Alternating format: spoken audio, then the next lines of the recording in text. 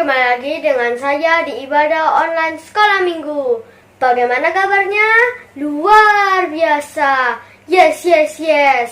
Teman-teman, sebentar lagi kita mau beribadah. Sebelum beribadah, mari kita berdoa. Tuhan Yesus, sebentar lagi kita mau beribadah.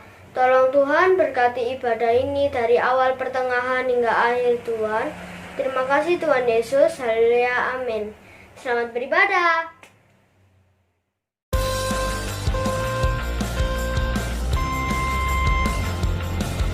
Halo adik-adik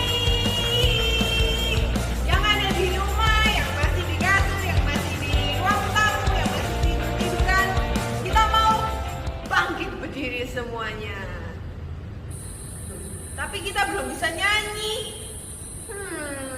Mana ya kakak-kakak ini? Kita panggil yuk.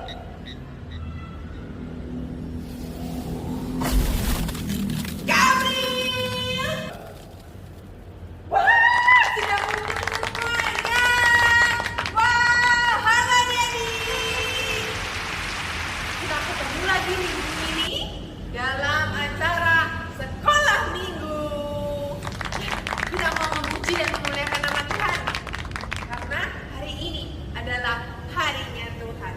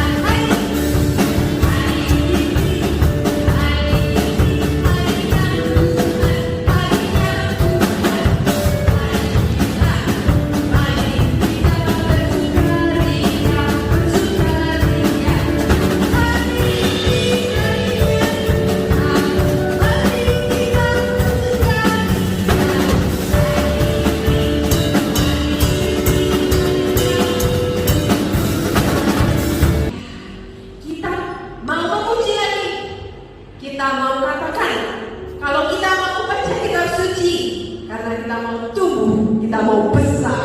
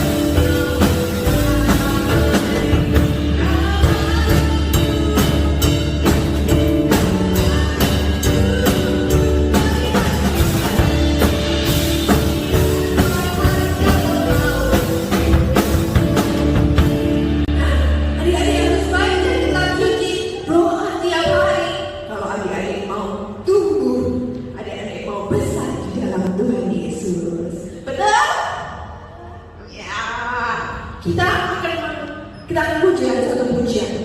Nah, ini mengatakan bahwa kita adalah prajurit Tuhan. Prajuritnya kecil, tapi tangguh seperti Daud. Siapa yang mau kayak Daud? Kita akan nyanyikan pujian Aku Pahlawan Kecil.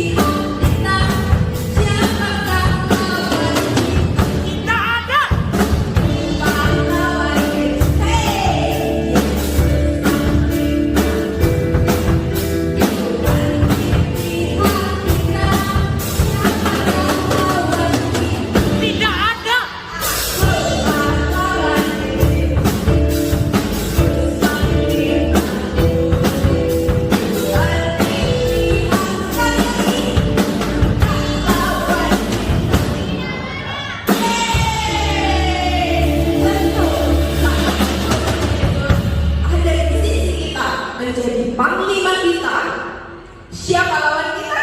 Tidak ada, karena Tuhan Yesus panglima kita. Kita mau siapkan hati kita mau mendengarkan firman Tuhan yang akan disampaikan oleh kakak-kakak. Kita mau katakan bahwa firman Tuhan adalah berita bagi hati kita dan terang bagi jalan kita.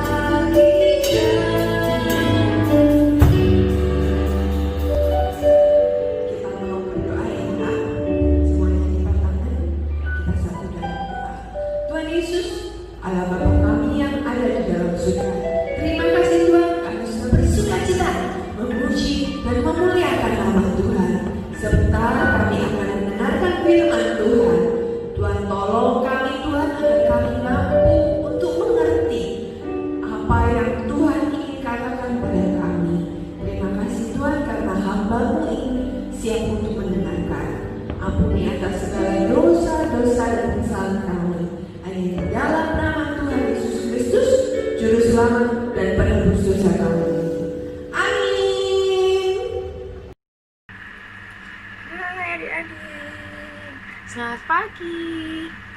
Nah, hari ini ketemu lagi sama Cece Devi. Nah, hari ini Cece mau cerita tentang satu tema. Temanya itu judulnya tidak membalas yang jahat. Nah, apa maksudnya tidak membalas yang jahat? Nah, kita mau belajar dari Saul dan Daud. Ada yang masih ingat gak ceritanya gimana? Nah, Cece ingatkan lagi ya.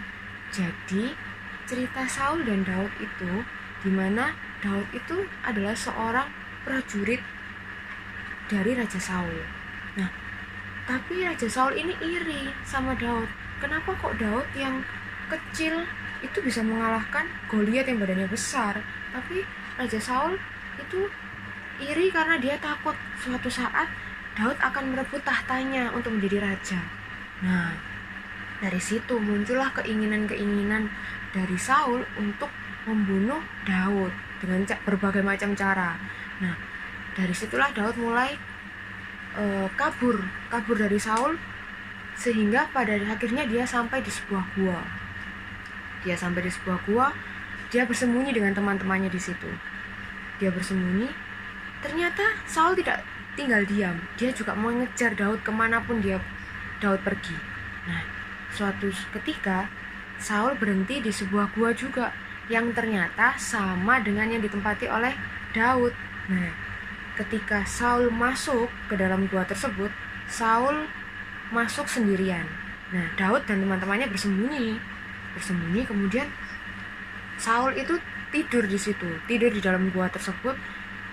Nah, di kesempatan itu Daud itu memiliki kesempatan untuk membalas apa yang sudah dilakukan Saul kepada dia. Tapi yang dilakukan Daud adalah dia mengingat bahwa Tuhan tidak menginginkan anaknya membalas yang jahat dengan kejahatan. Sehingga pada akhirnya Daud hanya mengambil sedikit dari ujung jubahnya, merobek jubah dari Raja Saul dan menyimpannya. Nah, ketika Raja Saul bangun dan dia keluar, barulah dari sana Daud keluar dari gua dan memanggil Raja Saul. Dari situ dia menceritakan bahwa tadi dia berada di tempat yang sama dengan Raja Saul, tapi dia tidak melakukan apapun kepada Raja Saul. Meskipun dia mempunyai kesempatan untuk melakukan itu, tapi dia tidak membalas apa yang sudah dilakukan Raja Saul kepada dia. Nah, dia bilang, saya hanya mengambil sedikit jubah ini sebagai bentuk bukti bahwa saya tidak akan membalas apa yang sudah Tuhan lakukan, karena dia tetap menghormati Saul sebagai rajanya. Nah, dari situ kita bisa melihat ya bahwa Daud yang mau dibunuh sama Raja Saul ini sudah dibantu untuk mengalahkan Goliat, tapi dia tetap mau membunuh Daud. Nah, di situ kan kalau kita sebagai Daud bisa aja kita merasa, kok gak tahu terima kasih sih raja ini, padahal aku sudah membantu loh. Kok gini ya yang dilakukan Raja Saul, kok harusnya kan dia membuat aku itu seperti saudaranya karena saya sudah membantu kerajaannya, atau bagaimanapun kita berekspektasi ya. Nah, dari situ kita belajar bahwa tidak semua yang kita terima, jika kita terima jahat, kita juga harus melakukan kejahatan. Nah, di sini kita mulai belajar. Memang tidak mudah untuk jadi orang yang baik, tapi walaupun itu susah, kita harus tetap berbuat baik. Kita mau baca dari Amsal 3 ayat 27 ya.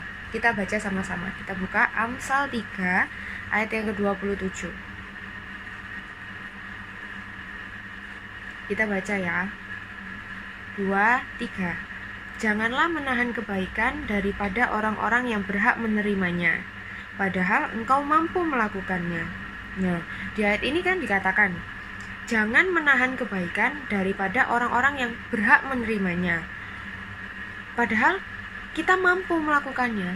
Nah, di sini Tuhan mengatakan bahwa kalau kita mampu berbuat baik, ya lakukan aja, gitu loh. Tidak perlu kita berharap orang itu membalas kebaikan dengan kita. Nah, Cici pernah ingat ya, dulu dari kecil itu pasti orang tua kita itu punya perkataan yang sama. Pasti mereka bilang gini, kamu itu harus jadi anak yang baik ya. Misalnya siapa nih, Joan, kamu harus jadi anak yang baik ya. Devi, kamu harus jadi anak yang baik ya. Terus nanti kalau sudah besar, kamu itu harus banyak-banyak menabur kebaikan supaya nanti kamu juga menuai kebaikan. Nah, pokoknya itu terus yang ditanamin sama orang tua kita. Lama-kelamaan, walaupun nggak gampang nih untuk kita lakukan yang namanya kita berbuat baik, terus kita harus melakukan apapun itu kita melakukan sebagai orang yang baik. Nah, akhirnya walaupun nggak gampang untuk kita lakukan, tapi kita itu selalu berusaha selalu berbuat baik pada teman, pada keluarga, pada sahabat, dan pada orang-orang sekitar kita. Tapi nyatanya di dunia ini malah terjadi yang kebalikannya gitu loh, bahwa kebaikan tidak selalu dibalas dengan kebaikan, bahkan malah kebaikan dibalas dengan kejahatan. Nah, misalnya ada yang gini, pasti teman-teman pernah ngalamin juga ya, orang yang sudah kita bantu tapi malah membohongi kita, malah menipu kita. Atau mungkin sahabat yang sudah dekat banget kita anggap sebagai saudara, tapi malah menusuk kita dari belakang, memfitnah kita, terus membicarakan yang jelek-jelek tentang kita. Nah, dengan perlahan keyakinan tentang kalau kita menabur yang baik, kita akan menerima juga yang baik, itu semakin berkurang. Karena apa? Karena dalam dunia nyatanya banyak hal yang di luar ekspektasi kita. Bahkan orang malah berbuat buruk kepada kita, padahal kita sudah berbuat baik pada dia gitu kan. Nah, apakah salah itu C? Apa yang membuat itu terjadi? Apakah yang saya lakukan ini salah? Apakah yang aku lakukan berbuat baik sama orang yang salah? Itu bukan kita yang salah, bukan orang itu yang salah, tapi yang salah itu apa? Yang salah adalah karena kita terlalu berekspektasi. Maksudnya apa C? Kita berekspektasi? Kita tidak bisa berbuat baik pada seseorang atau berharap orang itu akan membalas kebaikan kita, itu nggak bisa. Kenapa? Karena selama kita berharap pada manusia, maka kita itu akan selalu kecewa. Benar nggak? Pasti pernah dengar, kita itu kalau berharap pada manusia itu pasti akan selalu kecewa. Benar. Karena apa? Karena manusia itu juga orang sama dengan kita. Manusia juga manusia yang berdosa. Tidak ada manusia yang sempurna, yang selalu 100% baik, ataupun mereka bisa membaca pikiran kita apa yang kita mau. Tidak bisa. Jadi pasti akan ada masanya kalau kita terlalu berekspektasi besar kepada orang tersebut, kita akan kecewa.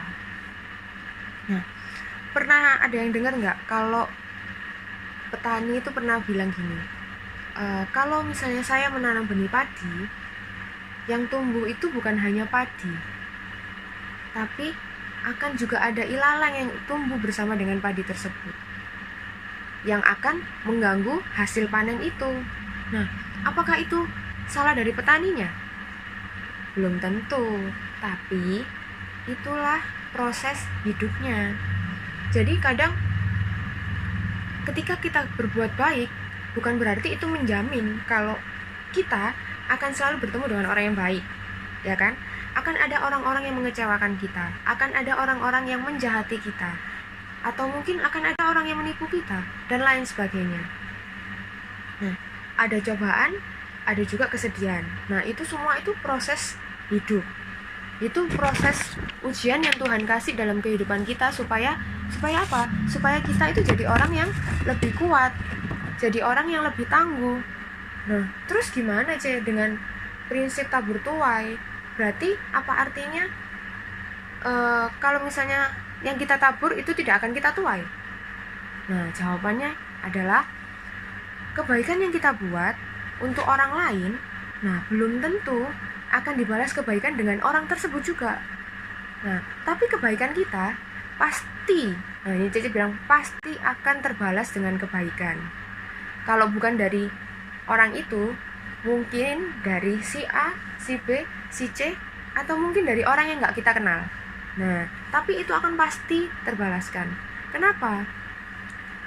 Karena bukan mereka yang kita bantu yang akan membalas, tetapi Tuhan yang akan melihat dan melipat gandakan apa yang sudah kita tabur.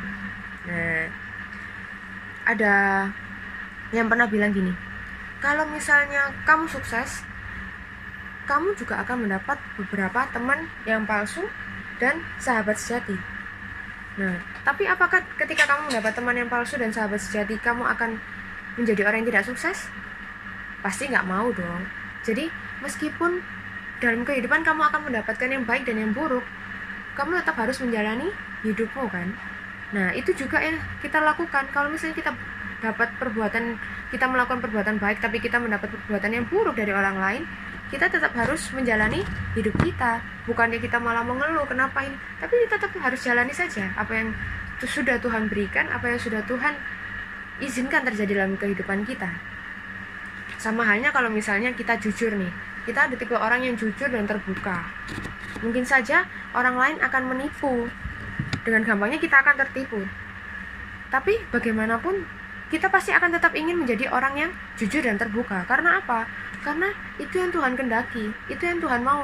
Sebagai anak-anak Kristen, Tuhan ingin kita menjadi orang yang taat, jujur dan terbuka. Kita baca ya di Amsal 3 ayat yang ke-32. Kita baca bersama-sama ya. Kita buka di Amsal 3 ayat yang ke-32. Cece baca ya.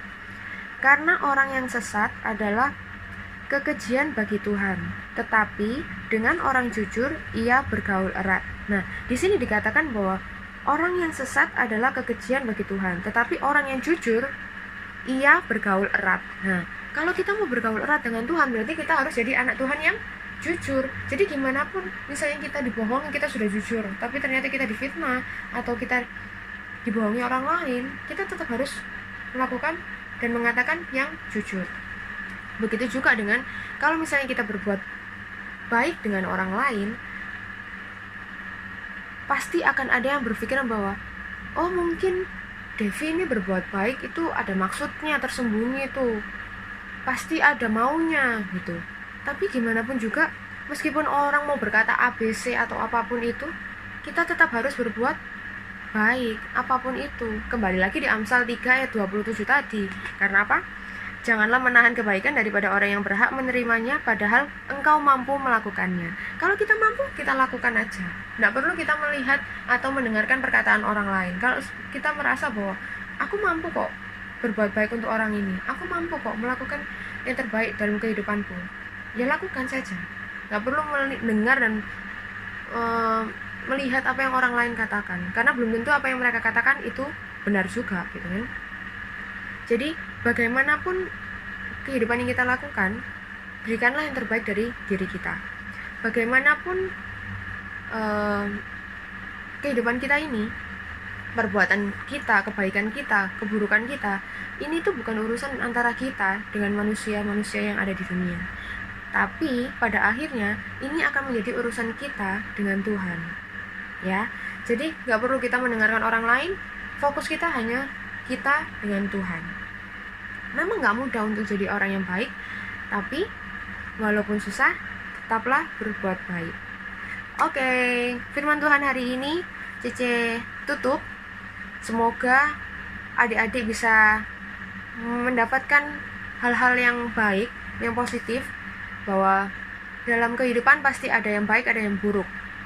Kalau kita sudah memilih untuk menjadi anak Kristen, jadi kita harus berani memilih bahwa aku akan tetap menjadi orang yang baik.